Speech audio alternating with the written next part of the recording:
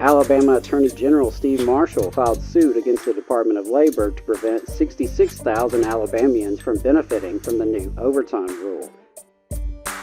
Which side are you on? Which side are you on?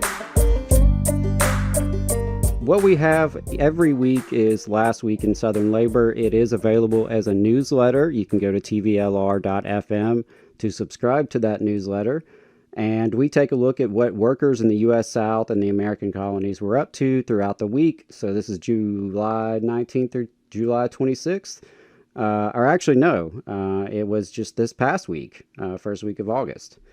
So 34 workers at Wood County Electric Cooperative in Quitman, Texas, filed a petition to hold a union election with the International Brotherhood of Electrical Workers, IBEW, Local 738. 8 workers at Battleground, Texas and Dallas, Texas filed a petition to hold a union election with United Professional Organizers, UPO. 23 workers at Viola in Tampa, Florida filed a petition to hold a union election with the International Union of Operating Engineers, IUOE, Local 30. 22 workers at Starbucks in Arlington, Texas filed a petition to hold a union election with Starbucks Workers United, as did 10 more workers at a Starbucks in Clearwater, Florida. Workers likely pushed by their employer filed a petition to decertify the Transport Drivers Union of Beverage Products Corporation as the union representing the workers at PepsiCo Beverages North America in Tulsa, Oklahoma. That was an interesting filing. I would love to know more details about that. 11 workers at Builders First Source in Shelbyville, Kentucky filed a petition to hold a union election with the Teamsters Local 89. 16 workers at Cisco, South Florida and Medley, Florida filed a petition to hold a union election with the Teamsters Local 769. 8 workers at Reliable Automotive in Springville, Missouri filed a petition to hold a union election with the International Association of Machinists and Aerospace Workers, IAMAW, District Lodge 9. Onboard rail workers at Brightline, Florida are filing cards with the National Mediation Board to unionize with the Transport Workers Union of America. Just so you know, they are under the Railway Labor Act. Moving on to election results, just to let y'all know, we had some issues this week collecting election results. There was some kind of error on the National Labor Relations Board website. Tried downloading the data a couple different times. It just didn't work. So if you would like to know the election results from union campaigns over the past week, you're definitely going to have to check out our website, tvlr.fm. We'll have this up by middle of the week, and you can check that out. But one update we do have on elections is that every adjunct professors union in the state of Florida has been decertified after they failed to retain 60% membership and were unable to garner the signatures to refile. That's 8,000 workers now without their union rights and who no longer have the protections of a CBA. St. Pete College, for instance, confirmed to the Orlando Weekly that their contract with the union was now, quote, null and void. So some really depressing news coming out of Florida. Tough to hear that. Moving on to settlements, grievances, unfair labor practices.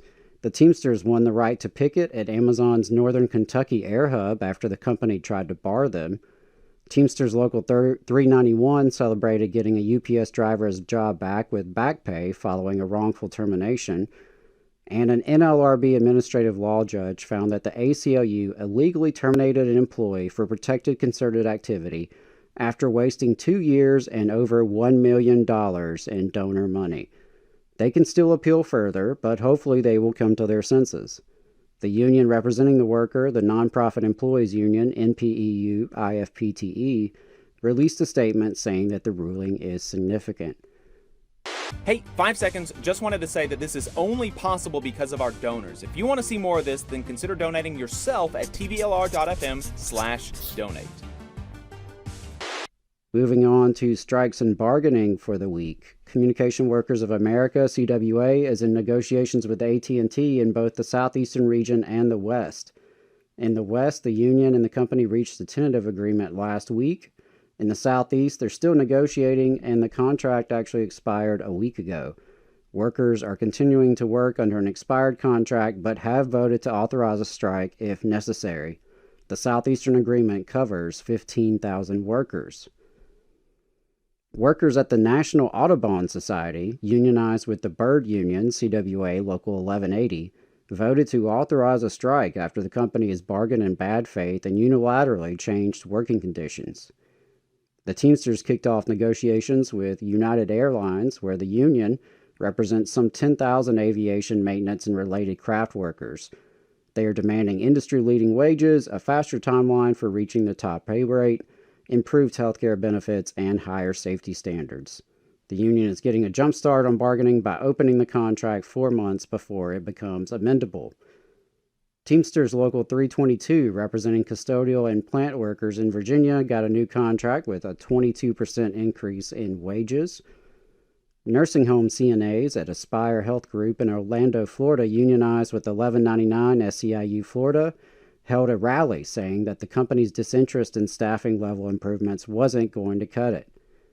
The International Longshoremen's Association issued the required 60-day notice to the major carriers that they would not be extending the contract at South Carolina ports past the September 30th expiration date, ratcheting up the strike threat. Reportedly, the union is asking for an 80% wage hike over the 6-year life of its next contract.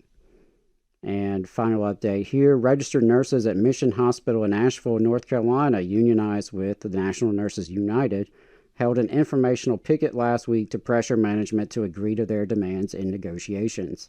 They have been working under an expired agreement for over a month. Moving on to political and legislative updates, the AFL-CIO released its annual CEO Pay Watch last week. This year, it revealed that CEOs made on average 268 times the median worker's pay, and we'll talk a little bit more about that later. Alabama Attorney General Steve Marshall filed suit with 14 other attorney generals to prevent undocumented migrants from getting health insurance through the ACA. Marshall hasn't been as public about this, but he also filed suit against the Department of Labor to prevent 66,000 Alabamians from benefiting from the new overtime rule, and we'll talk a little bit more about that in a moment. The American Federation of Government Employees, AFGE, released a statement on the Federal Relations Authority finally being fully staffed, saying Ann Wagner's confirmation is good for workers. In internal union affairs, a CWA AT&T worker administered CPR to a woman who was technically dead for 4 minutes, but the CPR kept her brain oxygenated, likely saving her life. And finally, UE Local 150, a union representing city, state, and manufacturing workers in North Carolina, is holding its 13th biennial statewide convention. All right, so that was it for last week in Southern Labor. If we missed anything, definitely let us know at tvlr.fm. You just saw a clip from the Valley Labor Report. We are live every Saturday morning from 9:30 a.m. till 12:30 p.m. And we pride ourselves on keeping all of our content free to everybody so that we can talk to as many working folks as possible. If you support the work that we're doing, you think that it's important, you think that it's good, then consider making a monthly contribution to the project, and you can do that on our website, tvlr.fm.